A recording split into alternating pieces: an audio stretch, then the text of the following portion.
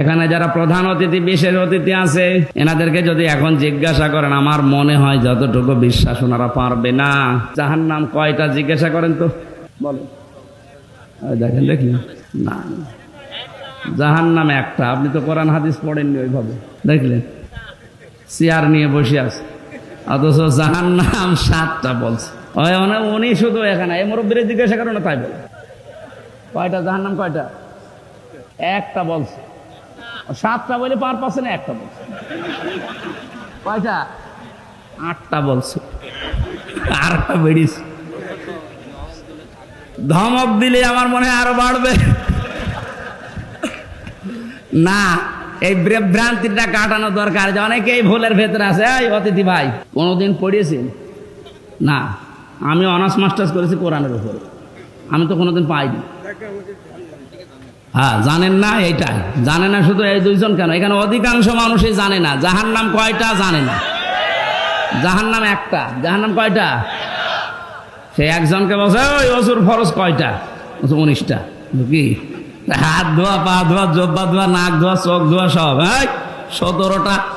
অজুর ফরজ তো বললি 19টা, বলতে বলতে 21টা বলে ফিরিস। বলছো হুজুর এখনো জানি, আমি ভয়তে বলছি।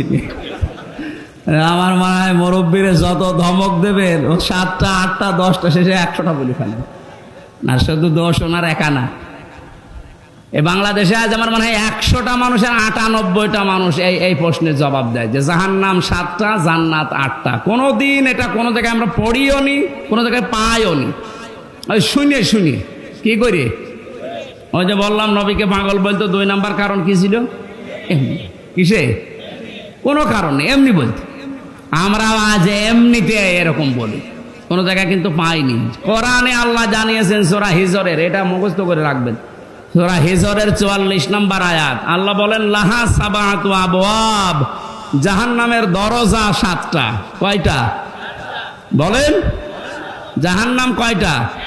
একটা। লিকুল্লি বাবিম মিনহুম জুজউম মাকসুম, পৃথিবীতে যে যেই ধরনের অপরাধ করবে আল্লাহ তাকে ওই দরজা দিয়ে জাহান্নামে প্রবেশ করিয়ে ওই শাস্তি দেবে।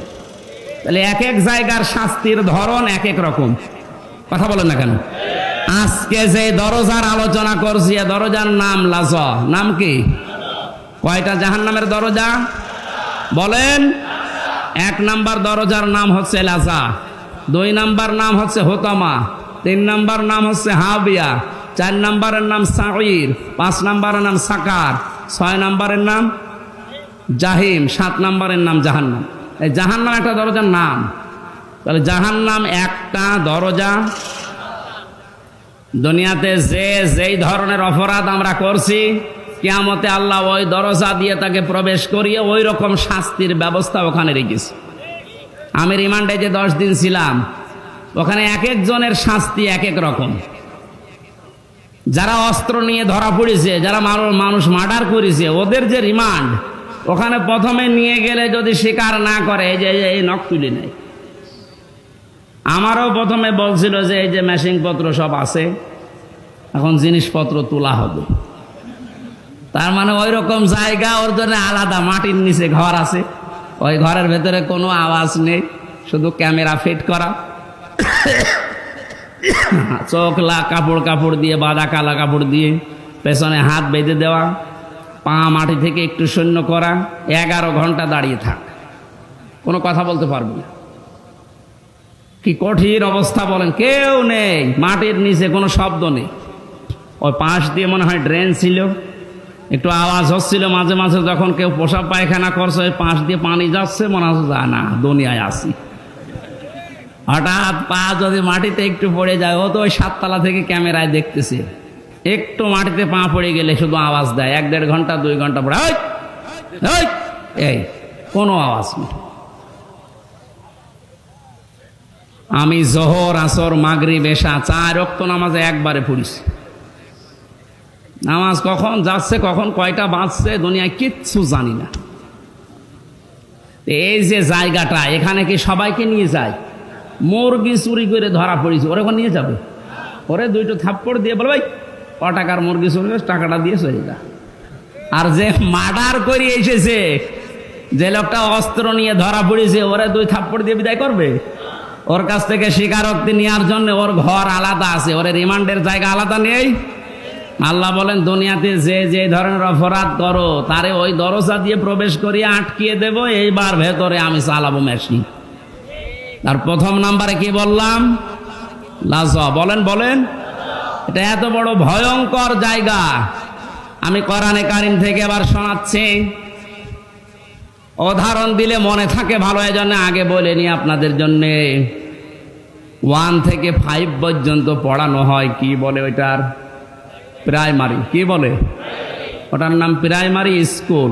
বলেন তো কি? ওখানে ক্লাসরুম 5টা দরজা আছে, এটা জানেন তো? যে যেই ক্লাসে পড়ে ওই দরজা দিয়ে সে প্রবেশ করে। ক্লাস 2তে পড়ে, ও কি 5 ক্লাসে যে বসে থাকতে পারবে? আর বসে থাকলে ওরা স্যার থাকতে দেবে? বলবো তোরে এখানে আসতে হলে এখনো 3 বছর পড়া লাগবে, তুই বের হয়ে 2 ক্লাসে যা। আল্লাহ বলেন লিকুল্লি বাবিম মিনহুম জুজউম মাকসুম। পৃথিবীতে যে যে ধরনের কাজ কারবারে থাকবে, কিয়ামতে আল্লাহ ওই দরজা দিয়ে তারে প্রবেশ করিয়ে ওই রকম কেসেম দেবে, এসএম দেবে। কেসেম মানে অংশ, ওই অংশটা তারে দিয়ে শাস্তির ধরন তাকে বোঝাবে। এই লাশ হওয়াটা খুব কঠিন। আমরা দেখি লাশ হয় যাওয়ার জন্য যে কাজগুলো দুনিয়ায় মানুষ করে, আমরা ওই কাজে আছি কিনা। যদি থাকি আল্লাহ বলেন ওখানে প্রবেশ কর। ওখানে প্রবেশ করার পরে কি হবে সেইটা এবার আসে। কাল্লা, কখনোই না। তোর মুক্তিপণ আমি একটাও নেব না, তোর সন্তান আমি নেব না, তোর স্ত্রী নেব না, তোর ভাই নেব না, তোর জাতি গোষ্ঠী যারা তোকে আশ্রয় দিত, তোর দলের লোক, ওগুলো আমার দরকার নেই। তামাম দুনিয়ার সম্পদ দিলেও আমি নেব না। তোরে আমি প্রবেশ করাবো জাহান্নামের লাজার হুতমা নামক দরজা দিয়ে। দিনাজপুরবাসী এবার আপনি নিজের সাথে মিলাবেন। কাল্লা ইন্নাহা লাযা নাযাআতাল লিশাওয়া। এই দরজা দিয়ে প্রবেশ করার সঙ্গে সঙ্গে আগে চামড়া খসে যাবে। এ কথাটা শুনতে যত সহজ মনে হচ্ছে, বাস্তবতা কি অত সহজ? কি এমন ঘর আল্লাহ বানিয়েছে যেখানে ঢুকলে চামড়া খসে যায়? এ ঘরের ভেতরে আল্লাহ প্রবেশ করাবে কাদের? যে মানুষগুলো সত্যকে সত্য জানার পরও মেনে নিতে চায় না, মুখ ফিরিয়ে চলে যায়। আর বাংলাদেশে এই প্রকার মানুষ এখন বেশি।